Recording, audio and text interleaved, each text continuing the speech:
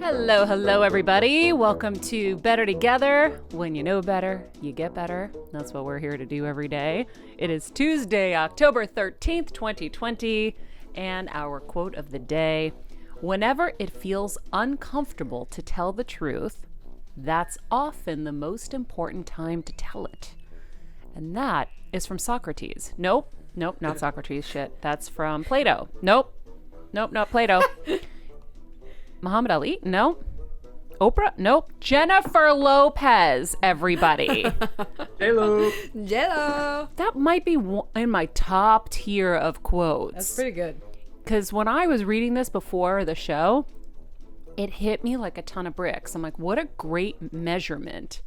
Right? First of all, we should always tell the truth, blah, blah, blah. We all know we don't always tell the truth. We fib a little here and there. We dance around things. Like everybody is going to at some point in their life. And mostly I like to believe it's to not hurt somebody else. Mm-hmm. So, or we haven't learned a good way to tell someone their breath smells or that they need to wax their legs because it looks like a forest is growing and there's tarantulas on their kneecap. Fine, I wax them, okay? Dead of summer. I was like, is that a tarantula? Holy shit balls. I was like, what? I thought a tarantula was on It was like a daddy long leg. A daddy long leg. Since I've been waxing for so long, it's so thin, right?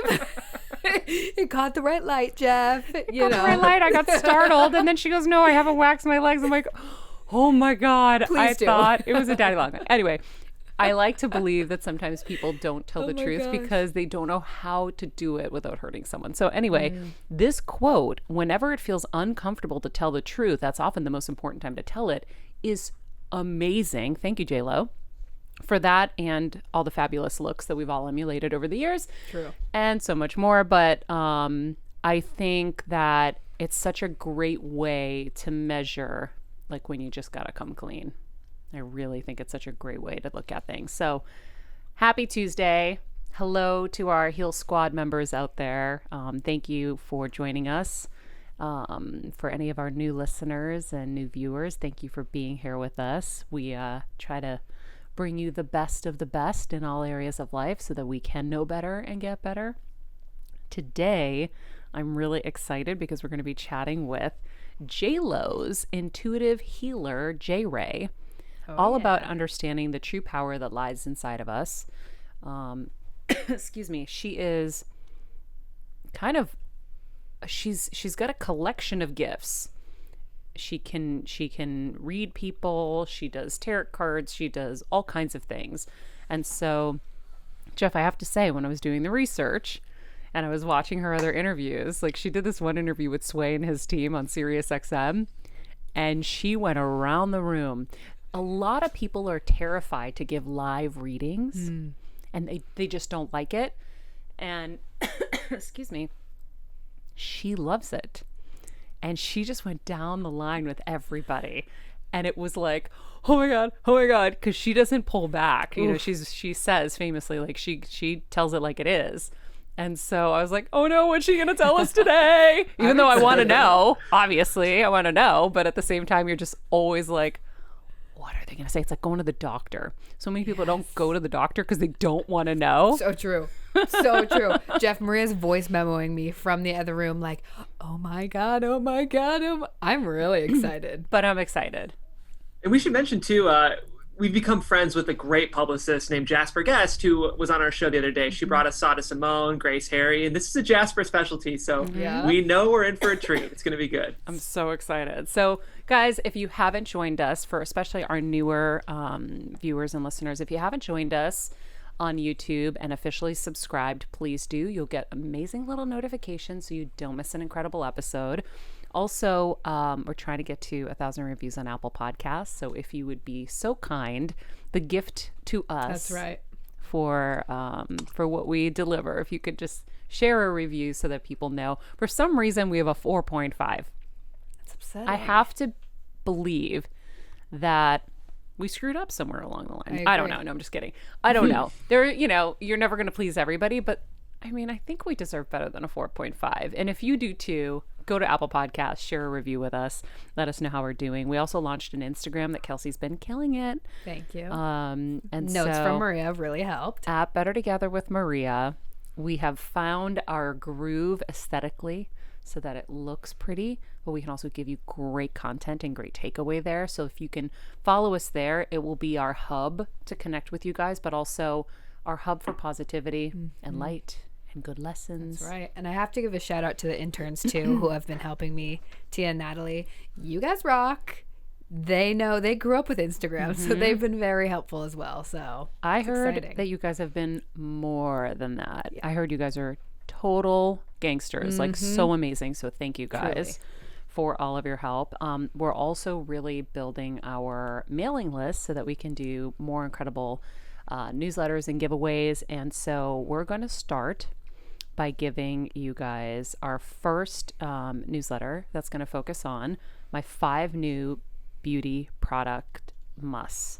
So I'm going to share that on our newsletter upcoming. So join us on our mailing list. Kelsey, how did they do that? You guys can do that by going to mariamenounos.com and subscribing where it says subscribe to mailing list. Easy as that.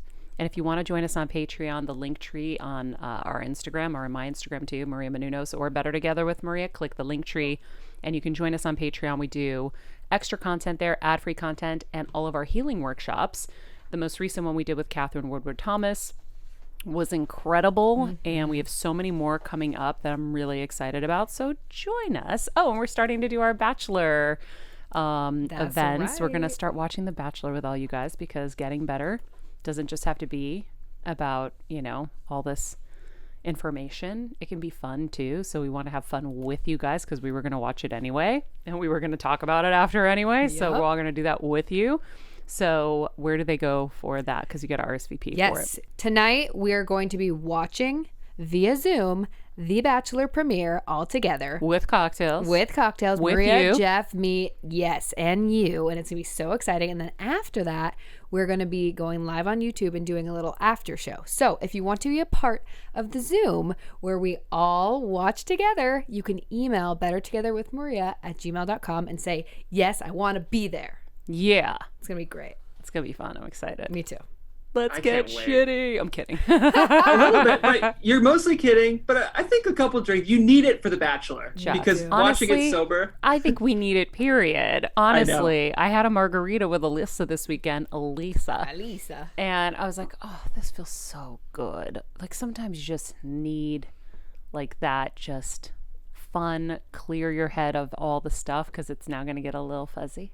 Moment. Yeah, it's going to be so nice when, like, obviously there's a lot of things we need to be engaged with politically and do our civic duty, but it's also excited to get really passionate about whether or not Chad should have worn a bow tie or a tie. You know, it's like that's and how the kind they of thing. came out the limo. And how gross overall this show is. I know, it's horrible. That you're exchanging saliva with someone who exchanged saliva with 80 other people, and then you're going to be sleeping with him after he slept with other people in the fantasy suites, awful. or she's going to sleep. It's awful. I honestly have such a challenging time with this show, but it is so challenging not to watch and get hooked. Yep. And Jeff, I'm not allowed to drink because I'm healing my stomach, so it's gonna be really challenging for me to do this all with my mocktail. Mocktail's gonna be so cute. You're so right. Yeah, it's because gonna we're be gonna fun. we'll put a little basil in there, a little basil leaf, and like so cute. Some like sparkling water with lime juice, It'll be maybe fun. a little cranberry or something. Love that. So all of you out there who need the mocktail, we got you. Yeah, Kels, I can't wait. We got to go to the supermarket after this. Yeah, right. In the meantime, before we get to our Jae Rae interview, which I'm so excited about, and we're going to start even earlier than normal, let's talk psychics for a quick sec. Yes. So I've had many, many readings over the years, and it is wild to see how it all kind of works. And so I've had incredible experiences and just like jaw-dropping moments. Have you guys ever done it? Never. Never been read? Never. You're a virgin? Yeah. Never. Jeff, how about you? I mean, aside from some pre-interviews that I've done for this show, I haven't really been read either. I've always driven by the psychics, and it's funny, when you grow up in the Midwest, there's a bit of skepticism around it. And I bet some of our listeners feel that too. But I can tell you, having talked to Jay, she's incredibly intuitive. So I'm like nervous and excited. So there are like we would go to the fair, the Orange County Fair or the Pomona Fair or something, and my mom would get the psychic reading and she'd come out and she would say all these things and I'm like, Mom, they're looking at your hand and they go, I see a lot of pain in your life. Oh, a lot of pain. You're like, yeah. And then, you're looking for love and it's just so challenging. Yeah. Meanwhile, she's seen you have no ring on your finger. like there's that kind of person. And then there are the real deal people who, because if you've got someone that's speaking in generalities, all you have to do is be like, you've had a lot of pain in your life. Not one person is going to say no. You guys. Right? There are generalities like that they're going to go to. After my grandma died, who was like my best friend in the whole wide world, was working at the Grove at the time, walking back from lunch, and this woman stopped me and she literally was like, oh my God, I can feel your pain. Like basically asked me to pay her, go to the ATM and get a couple $100. And I was like, But I was like, oh my God. But you were in pain? No, I was in pain. Isn't that interesting? Isn't that, I know. Yeah, so Kevin went to one of those, the psychic hands on the window, like in our town in LA. And she just was like, you have been vexed. You have a massive curse. Meanwhile, he kind of does, but whatever. And she's like, you need 10 sessions with me at $1,000 each, and I will remove the vex. And Kevin was like, yeah, right, okay. I would have been like, okay. But there are people who are in so much pain, and then they will. But those are the funny examples. And that's what I think kind of spills over into the authentic people who can read and see, because I know I have gifts inside of me that I can see things that I'm not supposed to know necessarily or feel them. I have not honed this craft. I've been more scared of it than not. And so I know that people have it, and I've seen people have it in tremendous kind of amounts. So it's real. The thing that's hard is sometimes religiously people are against it. I know Jae Rae believes in God, and she's she believes, but I know that, I remember my mom was always scared of it, but I think it's interesting.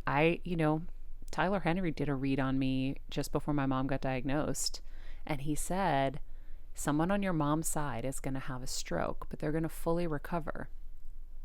And so my mom presented as a stroke in the beginning. And think about it. She's here. And I would hold on to that in my head. I'm like, he did say this. And he said she was going to recover. And so I'm hanging on to that every day. And it's, it's soothing, obviously. And then he also said about my future. Now here I am. I'm at E. I'm hosting. I'm like on top of the world, whatever. And he goes, so I go, what do you see in my future? He goes, radio, radio, radio, radio. And I go, wild. Whoa. Like, my bosses are here. Like, what are you talking about? Simmer down. Radio, radio, radio, radio. And I'm like, really? And then what did I do? I started radio. I've been and it's not like finite. It's the interpretation. So it's like, I'm not necessarily on TV. I am in spurts, but my full time is in this kind of world. Now, podcast is maybe not a term that's coming as easily, or didn't come as easily then. But isn't that interesting? It's so wild. She told me that the other day, Jeff, and I was just sitting there like, who?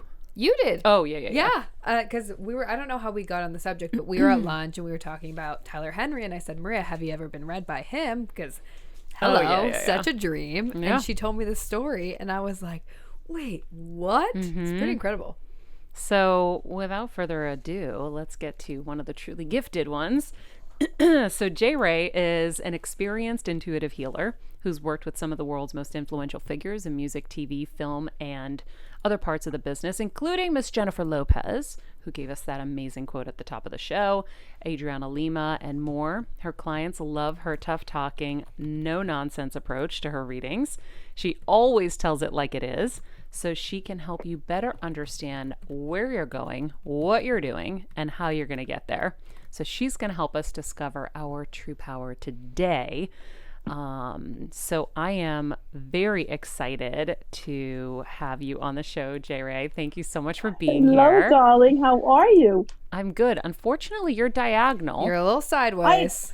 Well, because you had me sideways, so hold on. There we There go. she is. Okay.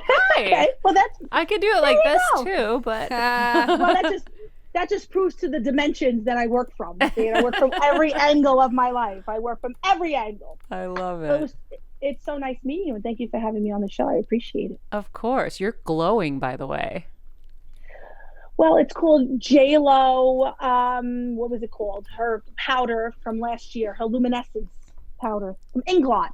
I go. believe it. I believe it. I'm sure you've gotten many tips from her along the way. One of my favorites, by the Yes. way, Yes. P.S. is she and her team use Neutrogena sunscreen, like the sheer mist, I guess, Yes. to get that extra glow on her body when she like goes out. Oh, wow. Yes. CVS She guys. has all these. Listen, she's just naturally gorgeous, and that's just what I'm going to tell you. I'm going to leave it there. Yeah. Naturally She's gorgeous. one of the most perfect people out there, Beyonce and her. I mean, I don't know anybody else. And Maria Menounos. Thank you, Kelsey. No, she's amazing. Well, God made us all perfect. That's In You're different just ways. as perfect. Exactly. So we are all perfectly imperfect, all of us. So Yes. Jae Rae, I really want to understand how you got to where you are today, where you are guiding so many people in their journeys. I know it's something that came a little later in life, and your upbringing and your family kind of closeted you a little bit. Yeah, kind of put it in there. So I would love way to to know put a it. little bit more because, you know, you had these gifts Right. and then officially you kind of, you know, went in on it later in life. Well, what happened was first of all, I just knew right from the beginning of my life I was different. Totally knew I was different. Didn't understand the difference, but knew I wasn't like the average kid. I could tell you that. And I didn't speak like the average kid. I was kind of always thrown out of the adult conversations, you know, like the kid in the room, get the hell out, you know. But I would always lend some sort of advice to the adult conversations. And most of the time you got you know, shooed like a fly, you know, get the hell out of here. What are you talking about? You're crazy, you know, this and that. And then my mother would come to me and go, what are you doing? Why are you saying that? What's wrong with you? You know, you don't do that to an adult, you know, and but how did you know that? You know, so it was kind of one of this little mixed thing going on. My mother's side of the family was all psychics and they were all mediums. But they were part of really like they kept it to themselves, and it was kind of just that basement type thing that happened in the Bronx, where you would go to my great grandmother, my tata, and she would kind of read for you and stuff like that, and then you know she would do a lot of spell work and all sorts of stuff. And now you want your husband back? I get your husband back. And then in Spanish, they used to do all the whatever. The Stop. brujas, It right? worked. Was she? Never really worked. Oh, Anyway, okay. so then you have, because it's number one, everything's set with an intention, and God has a plan, and you're not bigger than God. So that's number one. The second thing is my father's side of the family was all light. My great grandmother was Elvira Mendez, and she basically owned brownstones all over Brooklyn and Lower East Side, and she helped all the Spanish merchant marine men get healthy, get back on the boats again, back in the 50s and the 60s, and that's what she did. That was her way of healing. Wow. So I have it from both sides of my family, so it's not just one. And my mother's side of the family all was from Puerto Rico, Ponce. My great-grandfather was Mancho Ucera, who was a famous band leader. Long story there. And then my father's side of the family was all from Spain, España, completely different. My father spoke Latin and Spanish, Spaniard. It was different Spanish than the Puerto Rican Spanish. So that's why my Spanish is all screwed up. And because nobody wanted to speak to each other unless they were going to speak correctly. So everybody had their idea of that. So one thing led to another, and I just realized that this gift was something that was going to somehow reemerge itself. And it did. Once I became a hairdresser and stuff like that, I started touching on people, and everyone was like, yo, why are you not doing this? You know, I'm like, I can't, I'm not allowed. Yeah, I can tell only us do it for why the you weren't family. allowed. Because my family wanted to keep it for themselves. It was kind of like an in-house kind of thing. It was like they needed me, my energy, to kind of do the things they wanted to do. And if someone else found out about me, then that would be a problem, because whatever they're trying to do, they wouldn't be able to catalyst or control. It's a sense of control, of energy, you know, and not realizing that I am my own separate entity. I didn't know that until I met my mentor, who explained to me, you're your own separate entity. I'm just letting you know that. Nobody owns your soul. Nobody owns your spirit. Nobody owns your energy. You own it. Unless you want to give your power away, then that's what you're doing. But they don't own it. They're making you believe they do. And that's how I learned about narcissism. Oh, The controlling and the gaslighting of it all. And once I realized what was happening, very quickly changed. The game changed for me. wow. Was married very young and knew at about 35 that I couldn't be married anymore to the person that I was with since I was 16. Realized we grew apart. I had 3 children with him. Old Spanish values. You stay with your husband. If he cheats, he yells at you, he beats you, you stay with your husband. You don't, whatever. So I just changed the whole game. I just said, no, getting divorced, walking away. I did. I left Staten Island with $1,000 in my pocket and 3 children. Came to Tampa, met the Star Goddess, been on the radio. Boom. That's how it all starts. God has a plan. So you just have to follow it. Yeah, but it's scary to follow it sometimes, right? Like blowing up your whole life for some people, like they just stay in it because it's easier. Your whole life gets blown up, not by you, and there's no controlling the blow up. The earthquake happens, whether you want it to or not. We call it in the tarot deck the tower card. It's going to happen no matter what. See, I always like to tell my clients, either we could do it this way or we could do it God's way. God's way is way bigger. It's kind of like a mafia line, right? It's like we could do it this way or we can do it my way. What are we going to do here? My way. It's kind of like, and I call that the intrusion. It's kind of like the FBI agents raiding your house. That's what they do. They raid your energy. They raid your life. All of a sudden, everything falls apart around you. Your relationship breaks up, and all of a sudden you realize you can't get along with your mother, and then you realize your father has screwed you up, and that every boyfriend you've ever had cheated on you, and then you realize that you're not married yet, and you don't have kids yet, and you're 35, and your life is falling apart, and you don't understand why, most of the time because you've been ignoring the signs. Mm-hmm. See, God is very good at giving us big red bushes, flaming big bushes, and he lights them on fire, and instead we go, can I have a water bottle so we can just put it out? Yeah. I don't like that. I don't like that red flag. It's interfering with the things that I want. My ego doesn't like that. It's interfering with what I have planned. God goes, well, my plan is a little bigger than yours, but we'll see who wins. We never win. Yeah. Never happens. We never win. I gave up. That's where surrendering comes in. Just surrender. Just be like, you know what? I can't be with this jerk off no more. I can't hang out with you no more. You're not working for me. My vibe is too low. I got to raise my vibration. I don't know how to do that. In walks me. I like that. And I have to raise my vibration. I have to raise my vibration, which is something that people really, really don't understand. That's a great way to put it. Keep your vibe high. You have to keep your vibe high. You have to.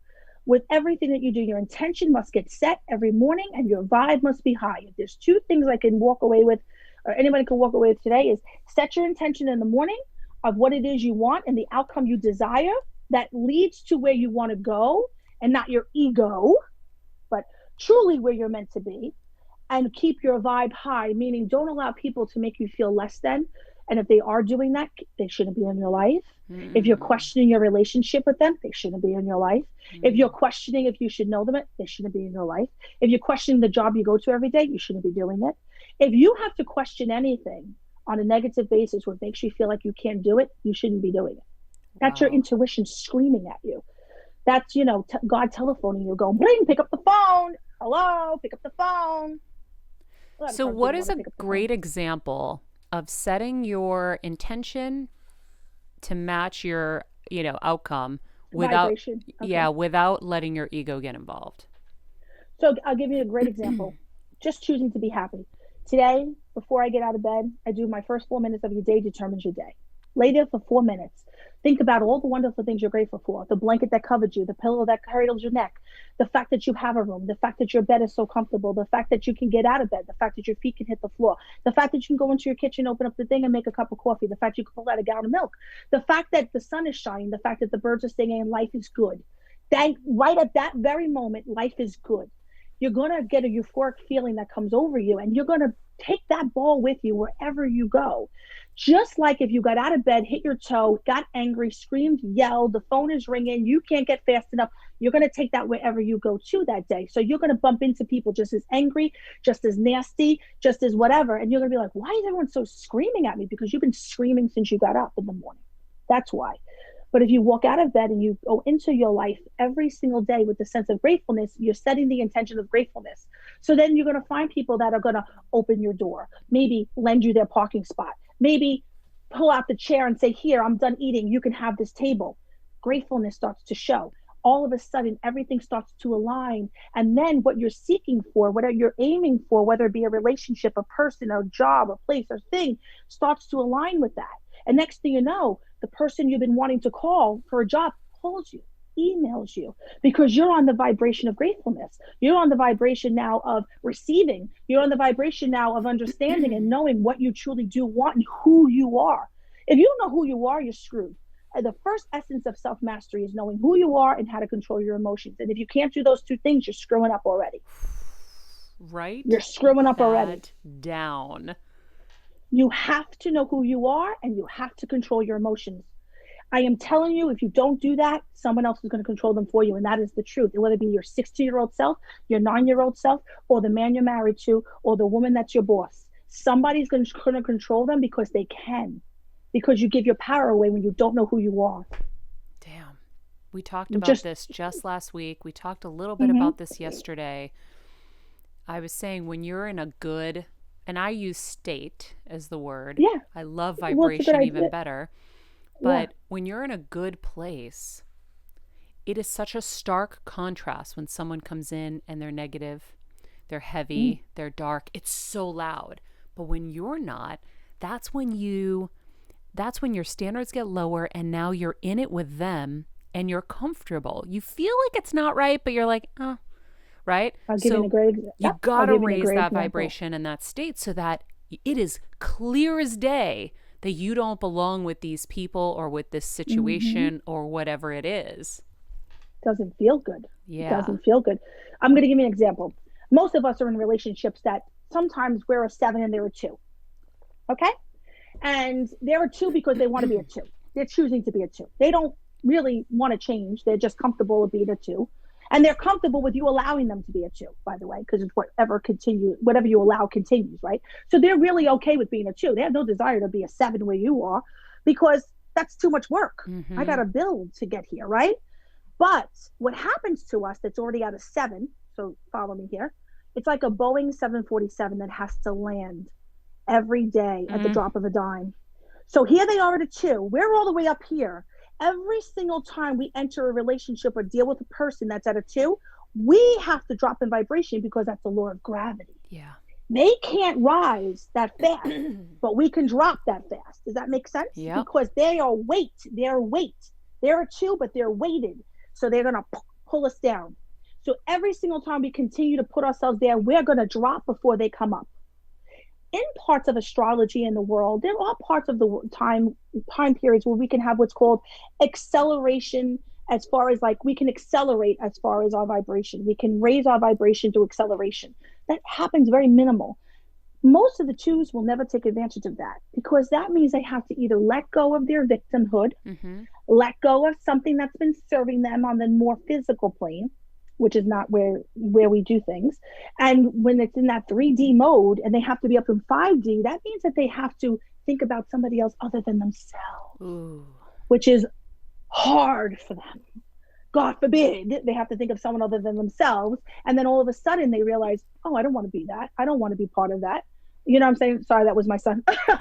Who wasn't supposed to come out here. But, that's okay. So I feel like right now, there's so much of these vibrational shifts that are happening in our world. Obviously, you see the world, the way it's happening, the way it's all shifting, the way that this world is reacting to the pandemic, the way everybody's starting to do things. Do you know how hard it was for people to sit with people that they know they should have left 10, 15 years ago, and now they have to be in a room with them 24/7? Yeah.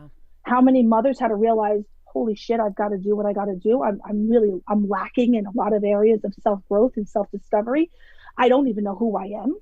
I only know who I am when I went to work, but I don't really know who I am when I'm home, and how to rediscover their own energy and rediscover how they and the children had to get to know who their parents were as people, not just the dictators of the home, because that's all they do is dictate from 6 o'clock at night till 12 o'clock at night. And then on Saturday and Sunday, dictate. And all of a sudden they have to kind of cohesively come together and recognize each other's energies and actually find a way of melding. It's been a very difficult process for a lot of people. It's been hard. And that's where I come in and I go, okay, You're just all learning about each other. This has all been here, by the way, just so you know. That mess has always been there. You guys decide to cover it up with a sheet, or you decide to cover it up with a rug, or buy a new car. Or you guys discover to maybe we just remodel the kitchen. The life will be better. If we just buy a new car, the family will be nicer. Materialistic things served us in no way, shape, or form this year. I have friends that have $500,000 vehicles sitting in their garage they can't use, can't go anywhere. So what is that going to do? They had to learn how to be with themselves. Hardest thing to do is be with yourself, especially if you don't like yourself and you don't know who you are.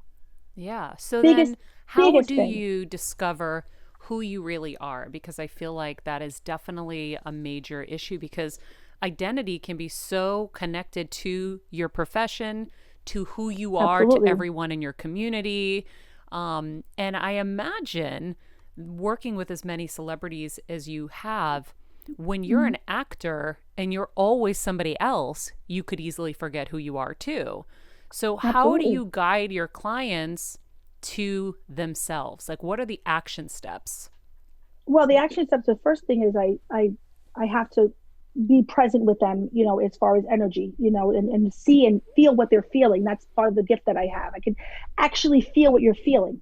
Once I get in tune with your energy and your vibration, I can see what you're feeling or understand it. Then I know what the next move would be for you. So everybody's different. You understand, spirit and souls are like snowflakes. Everyone's is different. There is no two alike, no two at all that are alike. There are parts of them that are similar, but there's no two that are alike. So I would deal with every client differently.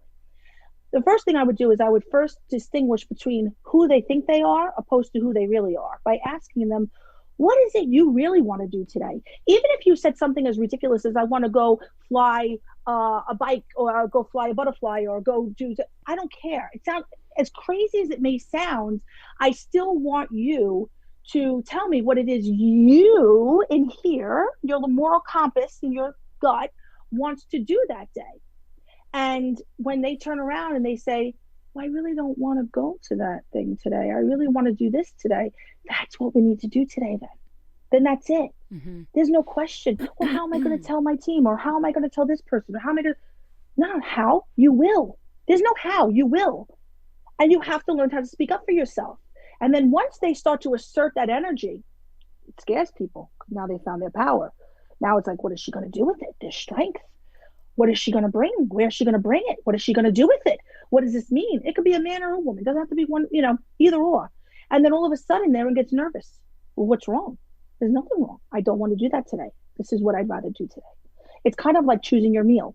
On a diet, you have to eat certain things. But on certain days, you don't want to eat it. Be honest with yourself and say, I really don't like steak. I don't know why you keep giving it to me, but I really don't like it. I prefer salmon or chicken. Well, why didn't you say something? Because you're afraid to say something, because you're afraid to hurt someone's feelings, or you're afraid to hurt whoever who is aligned towards you, or you've given your power to. Because in your essence, you think they won't give you any food at all. And now you'll starve. See what I'm saying? So that's why you never give that power away. I'm the queen of giving my power away, I think. Shit. I just realized like a scenario recently where I'm like, oh my God, I didn't even realize. I was thinking, no, I have to be nice to this person because they're nice to this person and I really care about this person. And yeah. And so that person treats me like shit. Story. That's their path. And I'm like, yeah, that's their story. That's their path. That has nothing to do with you. That's why I'm a true believer in, unless you were in the room, don't gossip about it. Like, unless you were there, don't come to me about it. Because to me, it's your version of the truth. Yes. I'll never really know the truth because I was not there. So it's always going to be the person's version of their truth. But once I see it for what it is, I don't need to explain my version of that truth. That's my truth. I connected to that energy and I don't want to deal with it. Wow. You might want to. That's up to you. But I've chosen what I've seen and what I've experienced. That's not going to happen. So when you make that first step and you say, instead of doing this, I really would love to be doing this, and you make that first step to do that, I assume that that is your first step in getting closer to who you truly are. Your higher self, right? Because you have your lower self and your higher self and your now self. Your now self is always metamorphosis. It's like a butterfly. It's always changing. It's always adding some spots and maybe deleting some spots. There's always something going on with your now self. But your old self is still your old self. And that's your ego. And that's kind of your experiences, your circumstances, things that have happened to you, your traumas. And you take that pretty much wherever you go if you're not healing them. But they're going to show up because they're in your DNA. So no matter where you go, you're going to experience that, right? And then you have your higher self, the person you are dying to be. Yeah. Like the person that, it understands life and is comfortable in their own skin, can pretty much get along with anybody, can stay high vibe at all times, can do just about anything with ease, doesn't feel a sense of stress, doesn't feel a sense of anxiety. All of that goes away when you really become high vibe. When you become high vibe, there's really zero of that energy happening, because everything else falls away to its own weight, and you become almost like olive oil. It's like you're slick. It's like nobody can hold on to you because your vibe is so high. You're unattainable. You're untouchable, not in a narcissistic way, just in an energetic way where if someone's having a bad day, they cannot affect yours. If somebody's in a bad mood, they can't affect yours. If somebody doesn't like what you say, or someone's opinion does not bother you. It doesn't remotely even give you a pang. There's How do you just get there, nothing though? towards it. You get there by first knowing who you are, making those conscious choices every single day of what you want to be doing versus what other people want you to do. What feels good, what does not feel good. What you will do and what you won't do.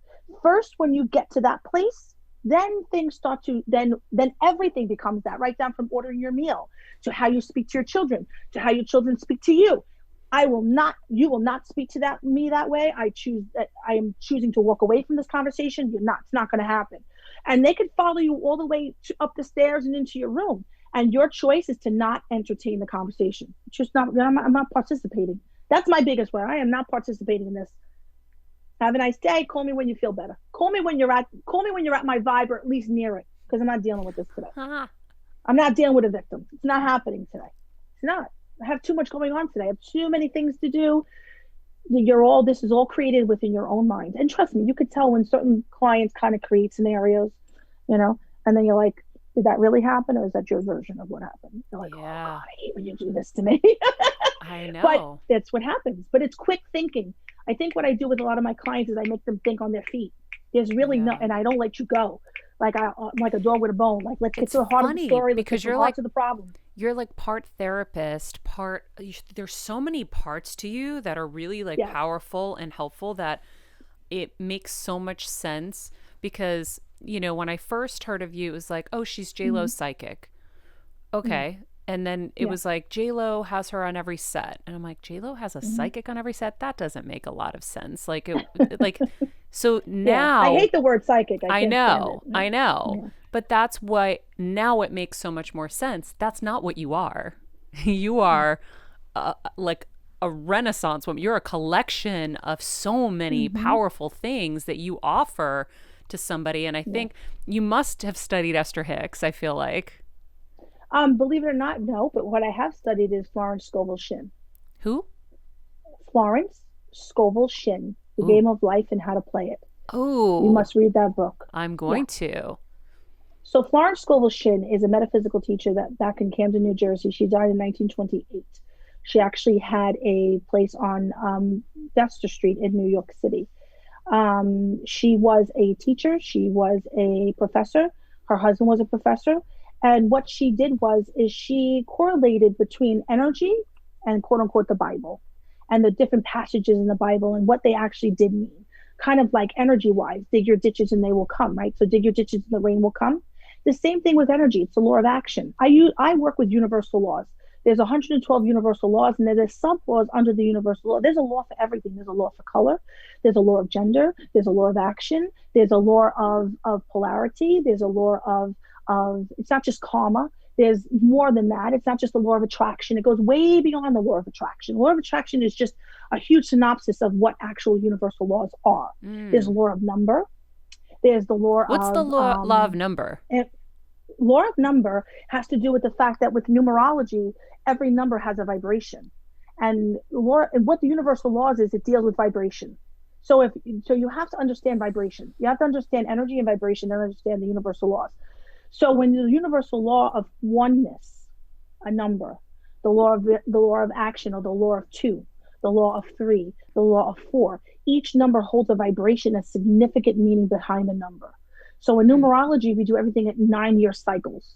1 being the new beginnings, 2 being coupling, or being as far as like working with someone or putting something together, collaboration. A personal year of a 3 would be all about communication, children. The law, universal 4 would be all about foundation, rebuilding your foundation, kind of being stuck maybe even, or revisiting something from your past. A 5 would be all about business. 6 is all about home and family, love, soulmate. 7 is about teaching, spirituality. 8 is all about abundance, money, how you use your money. 9 is the year of endings. Between the 9 and the 1, we honor the no longer and the not yet, which is the Alpha Omega. So we use that as a tool to say, okay, it blends from the 9 to the 1. So where in that no longer and not yet transformation has it helped for you in the last 10 years? Because we usually shift every 10 years. We usually shift. A woman shifts her period every 7. So a woman who has her period is very, it's helpful when I'm working with women if they have their period or not, because their menstrual cycle works. I work with the energy of the menstrual and the moon. I get my period on the full moon every month. That tells me that I'm aligned and that my energy is aligned.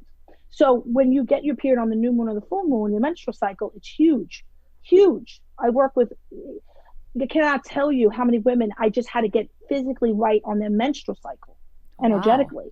So they felt more aligned and that their hormones weren't out of whack. Wow. Or they can get pregnant, because a lot of women have come to me that they can't get pregnant. They've been to every doctor in the universe and they can't get pregnant. They come to me, they get pregnant, and they don't understand how I did it. It's not what I did. It's not how I did it. It's what I did, I guess. I cleared their sacral chakra, number 1, get rid of shame, guilt, anything from your past. And then the second thing that I do is I use their anatomy as Velcro to kind of get the eggs to stick, especially if their uterus, it looks like olive oil and it's nothing sticking. So the embryo doesn't stick. There's a whole big thing to it. But what I'm saying is, is that certain parts of you have to be cleared. Wow. Sometimes not getting pregnant isn't so physical, if that makes any sense. Well, yeah. Sometimes it's way past the physical. When there's a physical, when something's not showing up physical, meaning someone goes to the doctor, they've gone to the doctor 1,000 times for their arm, their hand, their feet, their toe, their eye, something's wrong, and they can't get an answer, I can usually spiritually find the answer and then, combine it with the physical symptoms, and then we make sense of what's really happening. Because usually something comes out that way. So, because anything that's spiritual comes out physical, because we live in 3D, we live in a physical realm. Yeah. So interesting, because I want to ask you about law of attraction, because I feel like a lot of times it's such a simple explanation that I think might be oversimplified, where it's like, well, you get what you give. And it's like, no, sometimes necessarily it's not true. And so if the intention is wrong, that's where people screw up. With the law of attraction, they screw up with the intention. In order to receive the things with law of attraction and long to attract something, number 1, you have to be on that vibration. You have to believe you're on that vibration. You have to, number 1, have a sense of belief, right? So if you don't have that, that's out the window. It makes no sense. But you have to be, your set of intention. So for instance, I want Joe Blow. That's who I'm in love with. I want Joe Blow. That's who I love. Whatever. Let's just go right back down to love, right? I want so-and-so, and you write his name, and you write all the wonderful things about him, and and you forget to add in the part that he loves you back. And all of a sudden, you're going, why didn't it work? Well, number 1, your intention was wrong. You intended to love him, but you didn't intend for him to love you back. So you screwed that up. And then the second thing you screwed up is the fact that you did it with the intention of you did it with the intention of possessiveness. So now we bring in the law of possessiveness, which you cannot possess one thing and nothing should ever be possessed. You cannot do that. It's not allowed in the vibration I live in. You have to let something be free, give it their free will. When you possess, you take away their free will. It's like putting somebody in jail and pulling away the key and telling them they have to stay there because you belong to me. Mm-hmm. Well, that's not fair. Not fair. You took away my free will. Maybe I don't want to love you. Maybe you're not who I'm supposed to be with. Maybe you're not who I'm supposed to love. Why is it okay for you to do that and takes away someone's free will? It's not okay. So the intention, wrong. All wrong from the beginning. And what's meant to be will be. And if you attract it, if you set out the law of action and it doesn't come back to you, you're not meant to have it. So don't keep pushing it. Yeah. Because when you keep pushing it, you're going to get something and it's not going to be anything like you thought it was going to be. And then you're like, where did this devil come from? Well, you basically summoned the devil at this point because God said no 60 times. So the only person you had left is to bring the devil. There's nothing left. Wow. You didn't listen for the first 30 times. Wow. What do you think was going to show up? I really want to study the laws of the sub laws of the laws of attraction. The sub laws. Oh yeah, it's very interesting. I do it all day, every day. Wow. Very well versed in all of it. Yeah. So cool. There's the law of intention, which is really important. There's a law in everything. Everything holds vibration. Everything holds vibration. Every single thing you have holds vibration. That microphone holds vibration. Your hair holds vibration. Your clothing holds vibration. I can touch anything of someone's and know who held it, who touched it, who felt it. I have a daily conversation with God. I mean, me and God are very close. We're very good friends. I enjoy him tremendously. You know, you're there's so much I want to get to with you, my God.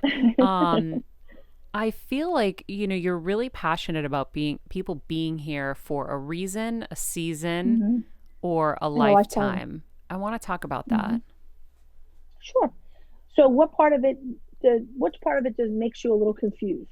Well, it usually confuses people. Well, I really like the idea of the freedom it gives you to know that something can be a season. We had that conversation recently on the show with someone, and when she said a season, I was like, wow, what a great way to feel free of dropping baggage, right? Without guilt, because there are so many people that guilt you into staying in friendships and relationships because, well, we've known each other forever. And it's like, well, that was that season. This is a new season and I have a new direction. And so I have these conversations with a lot of people and they feel a lot of guilt, I being one of them too, but it's a conversation that I think happens a lot.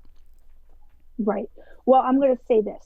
I'm going to change your whole vision and your whole viewpoint of reason, season, and a lifetime.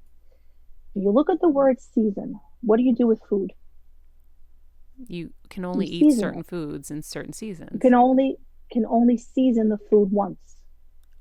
Can't season it twice. Can't season it 3 times. You keep seasoning it, what's going to happen? It's going to taste like what? Shit. There you go, right? So a reason, meaning a chance happening, a happenstance, something that, serendipitous moment. That's a reason. See that for what it is, let it go. The season is where people get stuck. See, the season is where people want to turn a season into a lifetime when all it's supposed to be is a season. It seasoned you once. It taught you something. Can't keep being taught the same thing because now all you're doing is banging your head against a concrete wall until you're going to wake up one day and go, ouch. You're trying to turn a season into a lifetime. It's impossible. It's impossible. You can only season something once before it starts tasting really, really bad. And most relationships, toxic relationships, usually start in a season and then it wears itself out to the point where they're like, what the hell just happened? It was just 8 years of my life just went by. Seasoning something that's already been seasoned 1,000 times. I was taught the lesson over and over and over again. So then all of a sudden they turn into a lifetime. And then a lifetime turns into, well, I'm stuck with this person. You put him in the category of lifetime. You got it. That's what you wanted. That's what you got. It's free will. So now you're going to drag this person around in a little red, radio flyer wig and everywhere you go going, it's my lifetime. It's my lifetime partner. He don't really want to be here, but I'm going to drag him along anyway because that's who I want. That's my ego. I don't want to let that person go. And he's shrouded down basically like this going, someone help me. But unfortunately, you've already pulled him into the guilt and the shame and you're a bad person because you don't want to be with me and you're horrible and you're this and you're that, which then lends to the fact that can anyone ever be honest? Everyone asks for honesty until they get it. And then they go, oh, that's not nice. No, it's honest. Doesn't necessarily mean it's nice. You ask for honesty, not niceness. Nice is lying to your face and basically being nice about it. Honesty is basically looking at somebody going, we're done.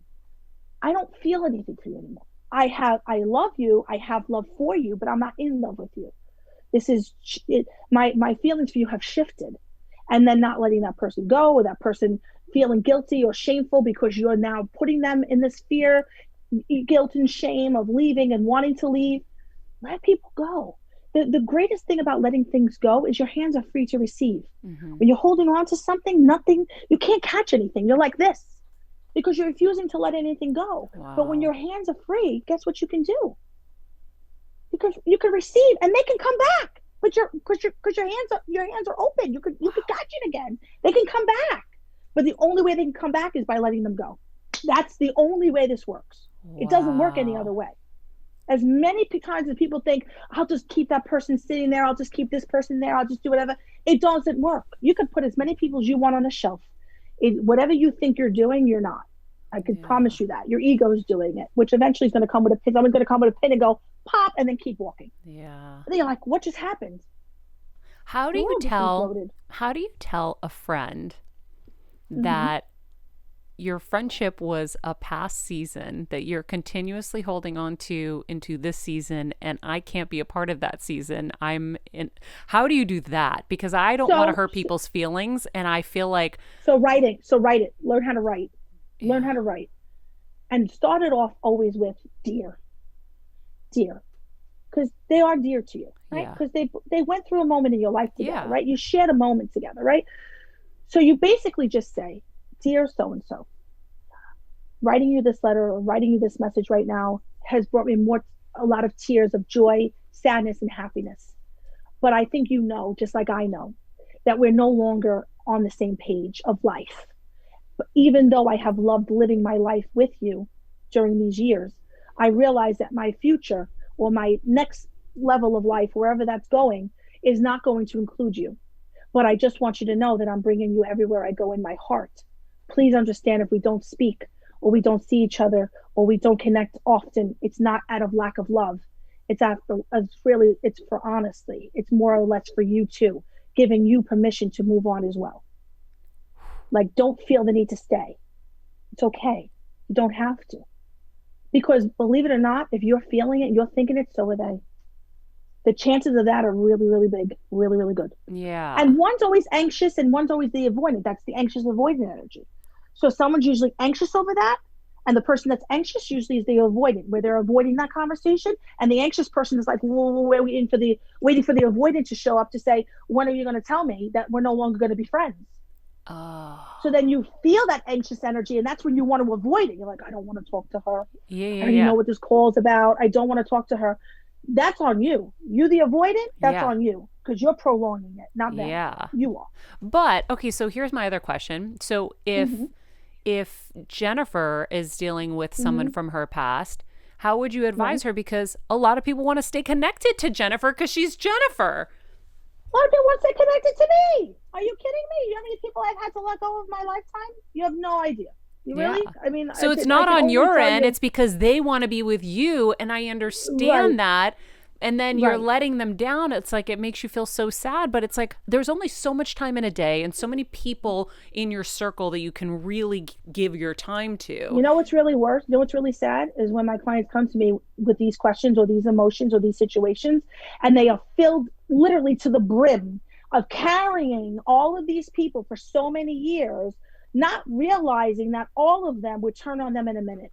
Yeah. That's the sad part. Oh, that's the sad part. Oh, yes. That is the saddest part of watching that whole thing. My jaw's cracked 10 times in this show. Yeah. And then I have to make them aware of that. And then I go, okay, so let's take person A. Person A has been around for 13 plus years. What have they contributed? Exactly. Person B, been around for 10. What have they contributed? Exactly. Person C. Then I just keep going. I'm dying. Because if you can't answer that question on the drop of a dime, then if you have to think about it, then it's already exhausted itself. That means it's already outlived its expiration date. And there's a very nice way of saying goodbye.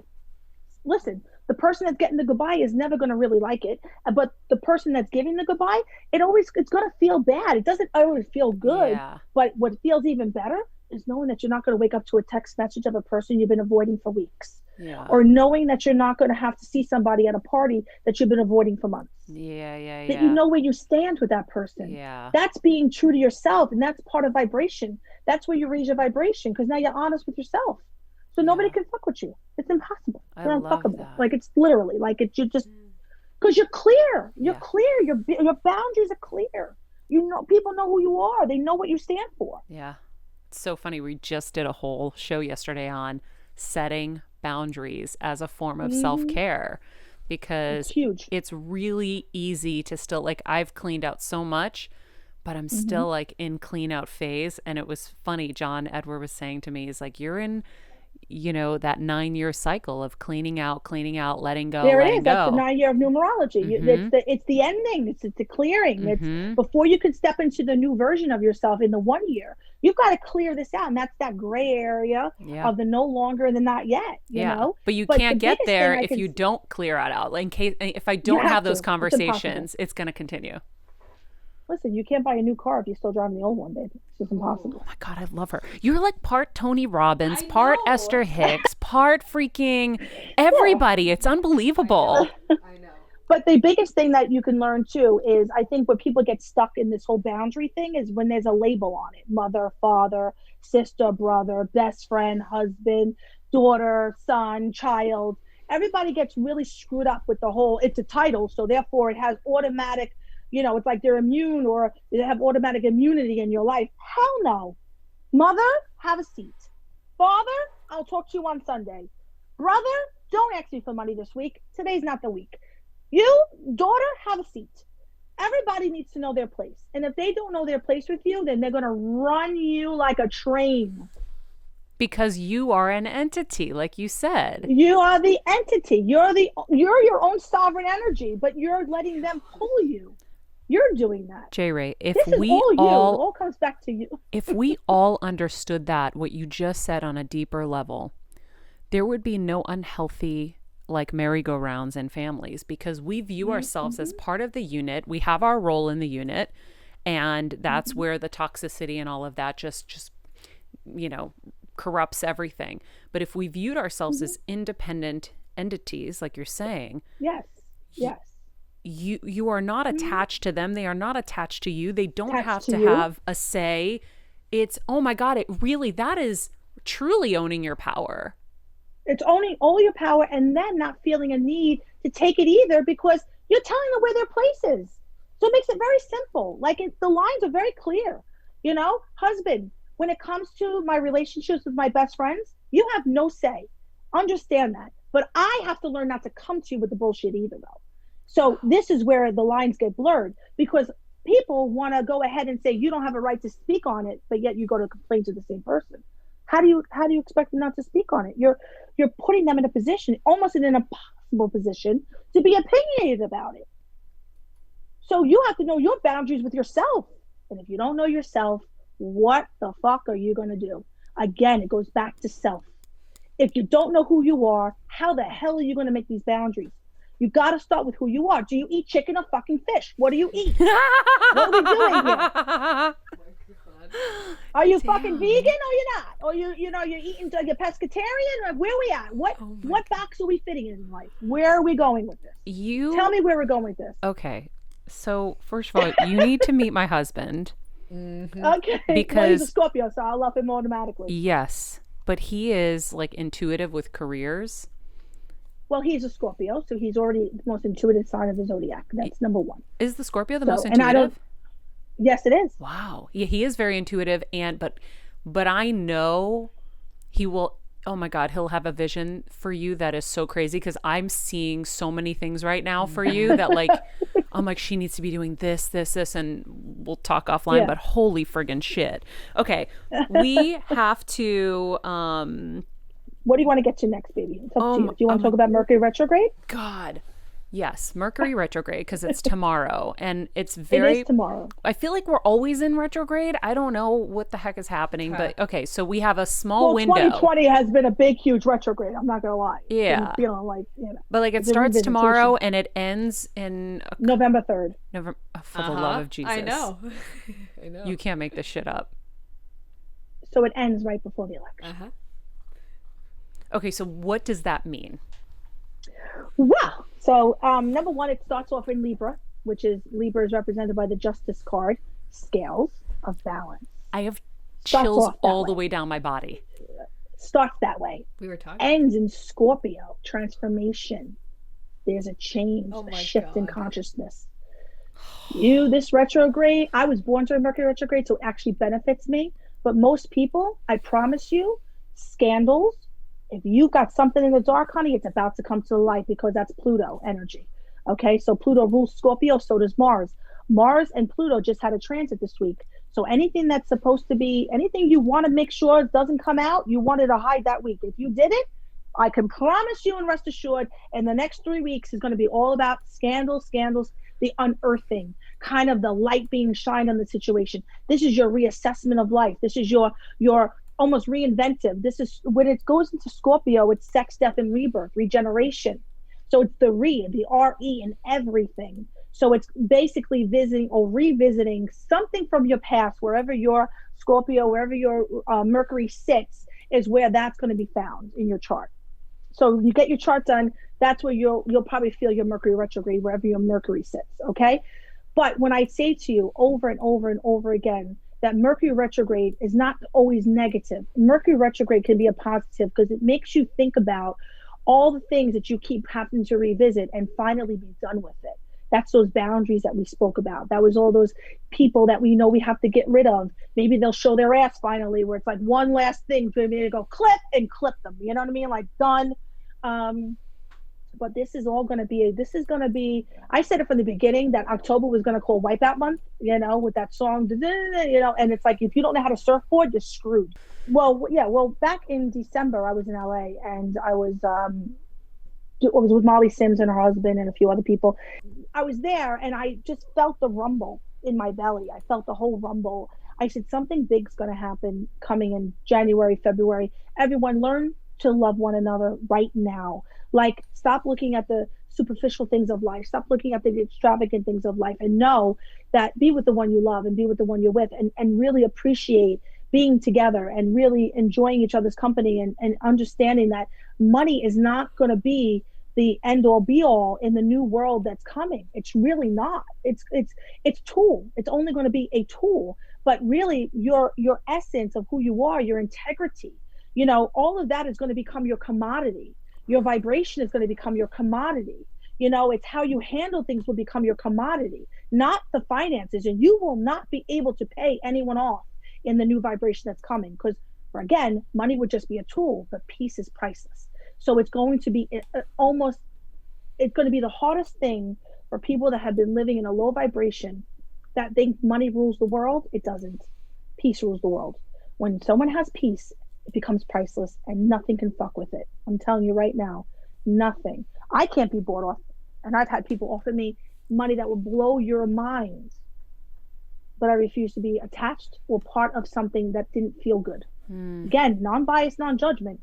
But I know what feels good and what doesn't. So that I trust because I'm my own sovereign energy. And at the end of the day, I'm not asking anyone else to do it. They're asking me. So I have to choose my boundaries and what makes me feel good. And if it doesn't make me feel good, I'm not going to do it. Wow. So we have about like 18 more shows that we're going to do with you.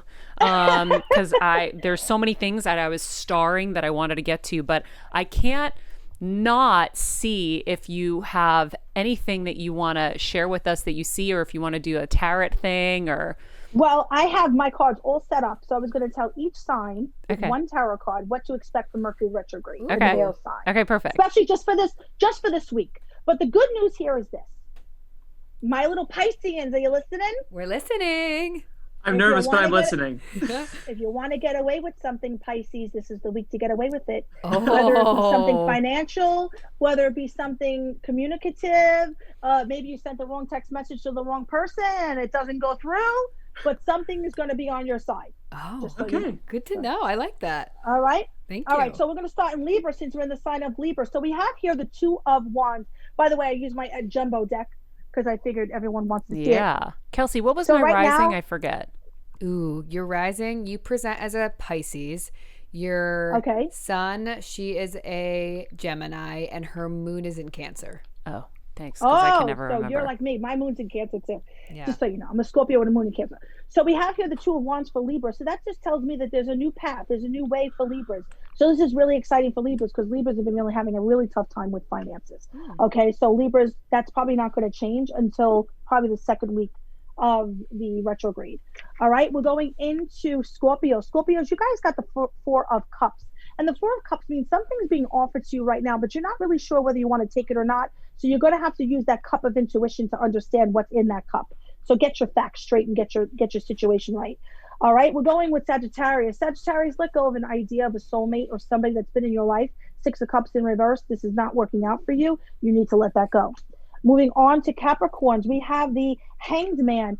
Capricorns, you got to start seeing things from a new perspective. You got to understand that you keep hanging yourself out to dry if you don't start looking at something differently.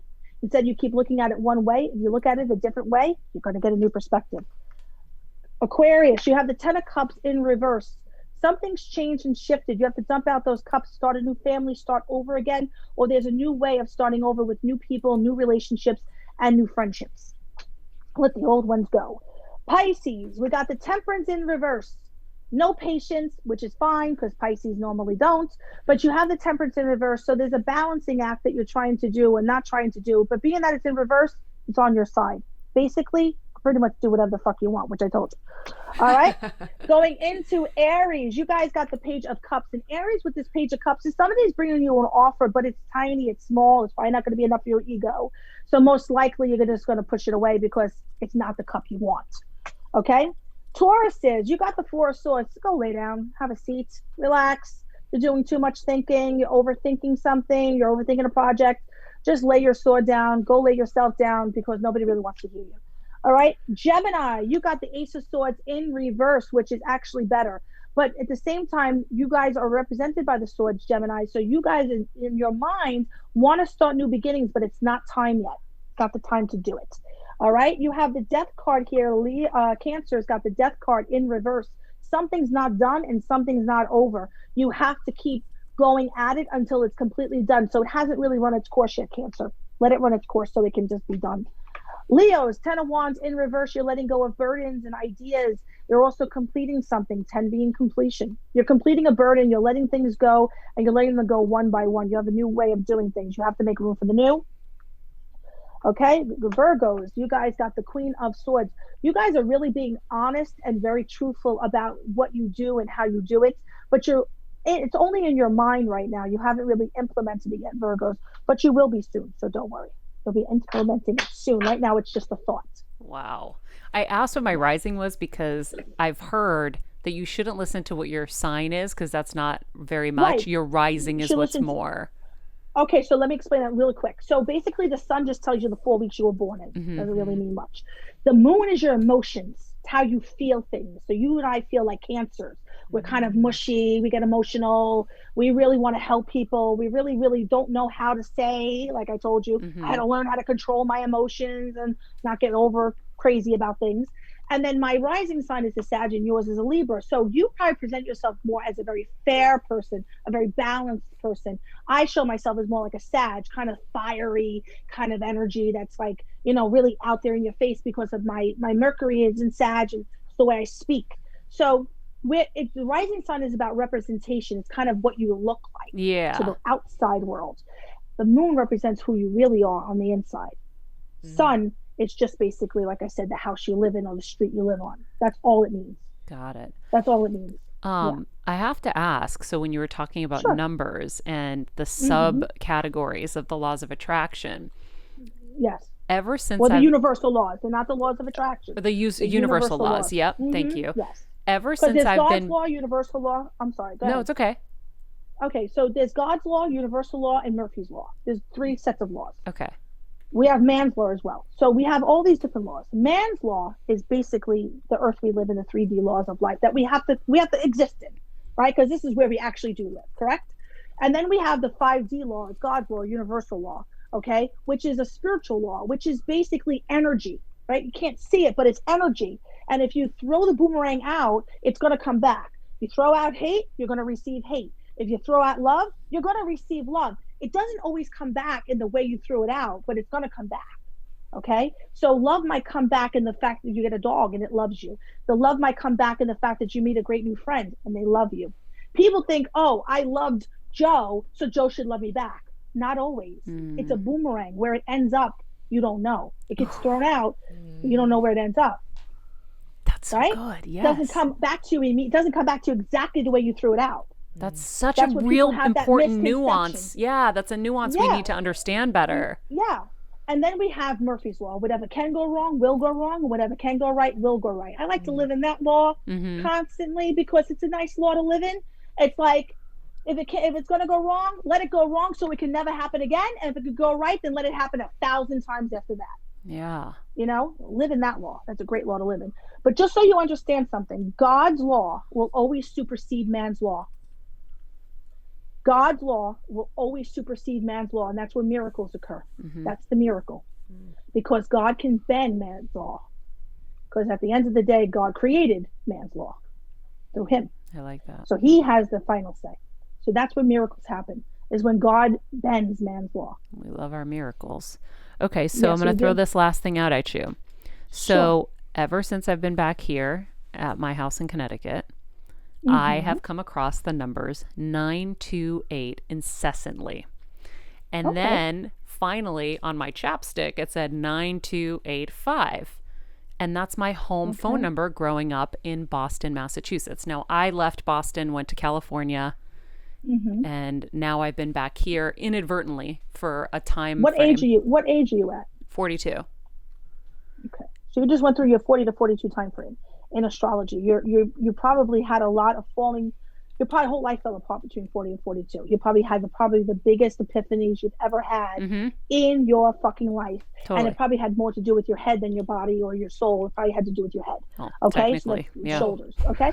So now with that all being said, when you deal with the 40 to 42 time frame, you're also dealing with your interpersonal one-on-one relationships.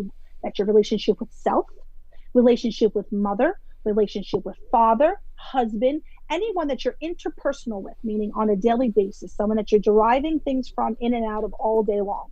Okay. So when you go through that process and you come out the other side like you did right now being 42, you're going to have these revisitations, especially during retrogrades, where you're going to have to maybe revisit parts of that world to see the world you live in now. What parts of that was great that you forgot about that you want to bring back into this world that you're in now? Go back to that. And it could be just simple times. It could just be Sunday dinners. It could just be, I want to feel free again to do this, this, and this, or I want to feel connected to that again, or I want to know what that felt like again, or I love being able to do that. Go with what you love. Don't think about what you hated. Go with what you loved, because love is the highest vibration. When we go into the whole sub thing, we're not trying to heal anything, because that's the past. And the past is good for two things: memories and mistakes. We don't really care. At the end of the day, it was just the past. It's over. It's done. We can only go forward, right? So go forward with where you want to take that 9285. 9 being endings, you're in a person, you have a 9. 28 being wealth code. So obviously you have to change your wealth code. You have to change how you make money and how your wealth is. 5 is through business. So you're going to change your wealth through business. Wow. And Wow. 5 is change. 5 is change. 5 is just I've been change. trying to decode this for 3 months, because then it finally hit me. I was like, well, my mom's birthday is 9/2, September 2nd. no. Then my best friend's is 928. And then my home phone number is 9285. I'm like, there's something with home. And I Home. couldn't figure it out. Home. Home is where the heart is, honey. So find out where your heart is going. Why is your heart going back to home? Or what's home for you? What is home for you again? Maybe you've reestablished your home again. Maybe you have to reestablish what home is for you. And maybe home just isn't the 4 walls. Maybe home is people. Maybe you're around people you want to be. You're not around as often as you'd like to. Maybe you have to really consider where you're living as being home or not. Because home really is wherever you are, right? If you're good with you can live anywhere. So it's really about how happy are you within your own existence and your own energy. And find out who can go with you and who can. And that's creating the boundaries and letting things go. I love it. Oh my God. Reestablishing. So amazing. So amazing. That's what I would say if you called me on a fly. That's what I would say. Okay, cool. Well, I'm going to call you on the fly. Jeff, give me your number. And I'm texting Benny now. My new life coach, Jae Rae. Yes. Seriously, you're amazing. Thank you, and sweetheart. if my husband was here, he would appreciate say she does not throw bouquets. I really don't throw bouquets. Oh, thank you're you, sweetie. I really amazing. appreciate that. You gave me and everyone listening so many aha, takeaway, tangible moments that like, I mean, people are gonna have to re-listen to this multiple times with like a full notebook and pen. Well, that's why I tell people to keep a Jae Rae journal, because you never know what I'm going to say. I'm kind of like a box of chocolates. You never know what the fuck I'm going to say.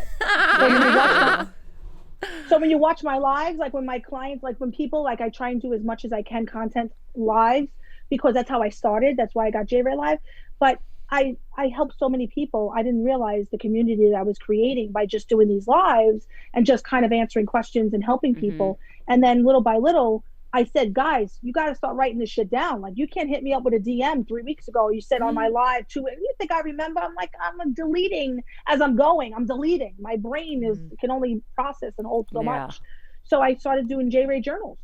That's awesome. And then people just started getting notebooks. It's like, just go get yourself a 3-ring binder and make some divisions. New moons, full moons, and your manifestations. And I'll work with you through the lives, slowly, whatever I can do if I'm not doing clients, which I can only do 2 days a week because I only have enough time to do Tuesdays and Thursdays as open sessions. I call those open sessions because most of the times I'm doing the life coaching or the quote unquote calling and talking basically everyone off the ledge during that other time. I didn't say Jennifer Lopez, by the way. I just know. said other people. I know. Do not worry. Well, if you guys want to join Jay's live healing sessions and connect with her on Instagram or YouTube, you can go to jaeraylive.com. We're going to put the link to that in the summary of this episode so you can just click and get to her, because I know you're all going to want to get to her. And of course you can find her on Instagram at Jae Rae Live. That's JaeRae Live. Thank you. This was amazing. You're very welcome. You're very, very welcome. Thank you for having me. I really appreciate it. All right. Well, that was incredible. Oh my God. What is happening with my hair? Why do I wait, there's something wrong with the camera where my face shrunk. Where? And when I looked at my image over there, it literally, like, in those like the fish lens or whatever where your face is shrunk. I'm like, wait, what? You want to know why? Because Jeff's camera, he had to let himself back in, so you replaced him for a second. Do you know how creepy I just looked on camera? That just freaked me out. That's funny. I didn't see. But I believe you. She is incredible. Incredible. Like, just what I love about our show and what I'm proud of about our show is we don't bring on necessarily always the conventional versions of what you'd think. So, like, I love that she's this, like, rough-talking Staten Island girl who speaks like John Edward. It's like, and I want to also credit Jasper with that because she brought us Saw too. But so many versions of a show like this only bring on one type. And I love that she clearly has the gifts that we're used to seeing on TV. Tony Robbins and But she speaks in this way that's so fresh. I just was on the edge of my seat. I know. And Marin nailed it. You were like, you're not a psychic. And that's why she was like, I don't like the word psychic. Psychic can turn people off. She's everything. Yeah. She's everything. Oh my God, I learned so much. I have so many things to say. Wow. But it's very late. I know. And I am in my overdrive. I need to go shut it down. If I'm going to honor how I feel right now, I'm like, that was a lot of stuff.